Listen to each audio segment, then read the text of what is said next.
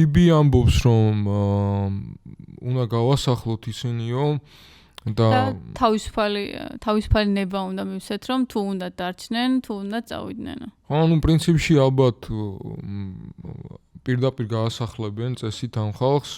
ყოველ შემთხვევაში ამის სურვილი აქვს და მერე იქ უძრავი ქონების მაგნატებს შეიყვანს იქ ალბათ ტრამპი. დანიას და ეგვიპტეს მოუწოდეს, რომ ეს ადამიანები მიიღოს და პარალელურად ღაზაში მოხდეს, ასე ვთქვათ, უძრავი ქონების მასობრივი შენება, სადაც უდაბნო გადაიქცევა რივიერად, ტრამპ რივიერად.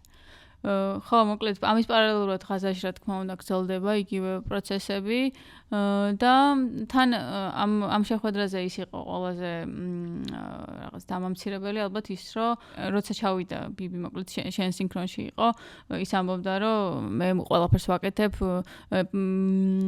აი ეს კაციო, ხო, იქ ესე თქვა, რომ აი ეს კაცი აქ რო ხო, შიდა პოლიტიკასაც უგვარებს, მოკლედ, რომელიც არც თუ ისე სახარბიელო აქვს, მოკლედ, ჩვენს ბიბის.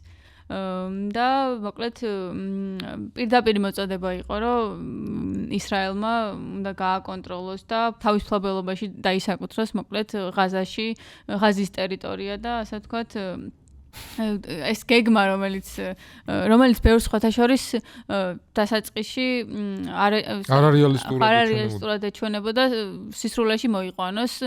ანუ საწაო ეს ხალხი საბოლოოდ, ანუ ხო, ხო არ იტყვიან, რომ ეს ხალხი ხაერში ხო არ გამოეკიდებიან, ანუ როცა თუ გააგდებენ, რომელიღაცა ქვეყნებს მოუწევს, რომ ქვეყნების გარკვეულ რაოდენობას მოუწევს, რომ მიიღოს ეს ხალხი და საბოლოოდ ხო, არც ისე არ არის. აიძულებს ხო შტატები ამ მეზობელ სახელმწიფოებს